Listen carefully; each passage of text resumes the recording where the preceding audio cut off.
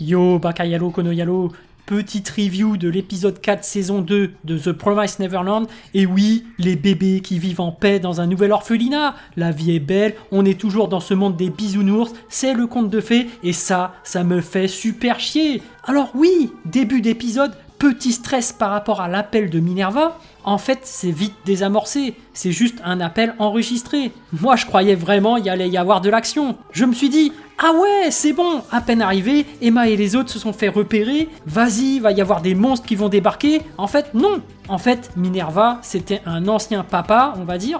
A priori, il s'occupait d'autres enfants.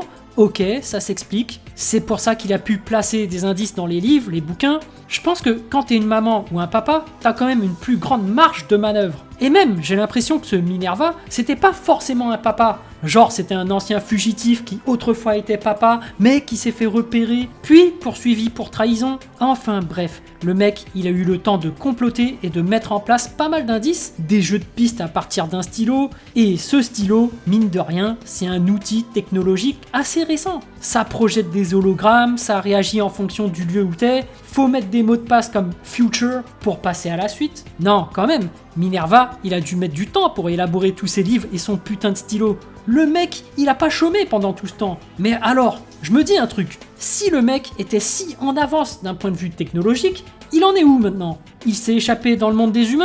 Il s'est fait attraper par les monstres? Non, l'hypothèse que j'avais faite, comme quoi c'était Norman, elle tient plus. Mais il n'empêche que, je vous rappelle que j'ai pas vu les scans, je suis persuadé que Norman est toujours en vie. Obligé, il va avoir un rôle dans tout ça, dans leur échappée. Mais en attendant les amis, il y a ces inscriptions sur le mur avec le help, il y a aussi des noms gravés en dessous, c'est assez flippant. Il y a Yvette qui ouvre un bouquin, on n'a même pas le temps de lire ce qu'il y a écrit dessus, et hop, c'est fini. Juste après ça, plus rien. Comme si de rien n'était, les gosses partent s'entraîner à la chasse, ils vivent tranquillement leur vie dans leur refuge, il y en a qui surveillent, il y en a d'autres qui cuisinent, il y en a d'autres qui cultivent, ils prennent leur bain. Non mais là, c'est abusé, c'est vraiment le monde des bisounours, leur vie elle est trop agréable. Je suis désolé, mais ils sont tombés sur un putain de truc flippant, genre il y a des inscriptions help, ils ont trouvé un putain de passage secret, mais plus rien là, la vie est belle. Ils s'entraînent à la chasse, ils vont pêcher le poisson. Non, sérieux, dans la saison 1, il y avait toujours une tension, il y avait toujours quelque chose. Là, depuis qu'ils sont sortis de l'orphelinat, j'ai l'impression que c'est la vie est belle. Ils sont en forêt, ils sont aidés par 2 monstres, ils arrivent à s'amuser, à trouver de la bouffe, et là, dans le refuge, c'est pareil. Mais genre, il n'y a aucun danger, quoi. Bon, après, c'est quand même marrant.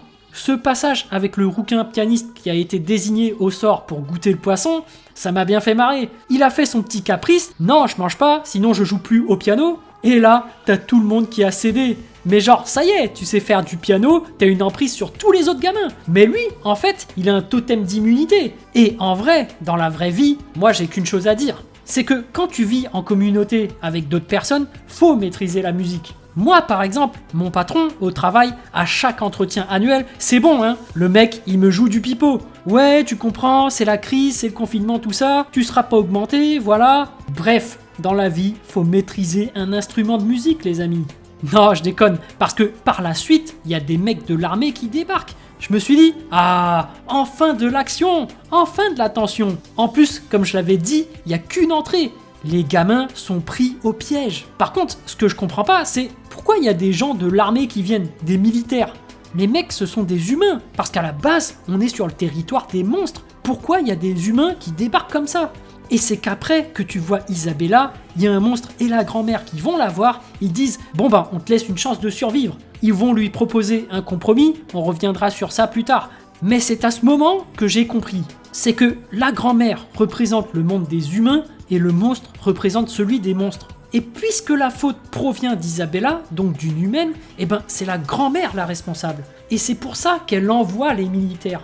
Mais ça veut aussi dire que la théorie que j'avais faite sur la soumission des humains envers les monstres se confirme. Parce qu'en plus de devoir leur donner des sacrifices, de la bouffe humaine, ils doivent aussi assumer les conséquences si jamais ils livrent pas les gosses. Ou s'il y a un problème dans les fermes. Donc voilà, grosse persécution des humains par les monstres, et je dirais même que si les gosses retournent dans le monde des humains, ça sert à rien. Les humains vont continuer à les pourchasser à l'intérieur du monde des humains.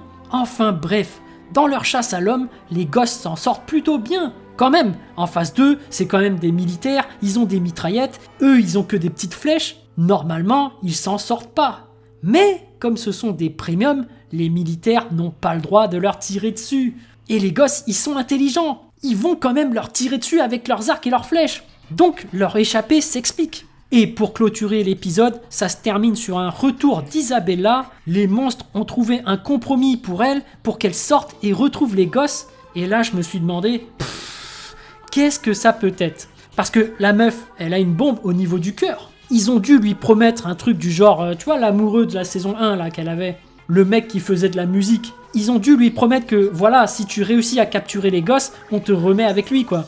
Mais bon, ça me surprendrait grandement que le mec, il soit toujours en vie. Il a dû se faire bouffer depuis le temps. Mais bon, en fait, je sais vraiment pas comment ils ont fait pour la tenir par les... Bah non, en fait, elle en a pas. Mais voilà, moi je pense qu'au final, elle va pas s'investir pleinement dans la capture de Ray et les autres. Parce que, souvenez-vous, Ray, c'est quand même son fils, hein. Donc moi je pense qu'au dernier moment, elle va quand même aider les gosses dans leur échappée. Mais voilà, cet épisode était plutôt cool. En vrai, j'aime pas les moments où ça se passe trop bien, tu vois. Quand c'est le monde des bisounours, ils nous le font trop souvent. Moi j'aime bien quand il y a de la tension, de l'action. Donc l'épisode était bien, mais sans plus.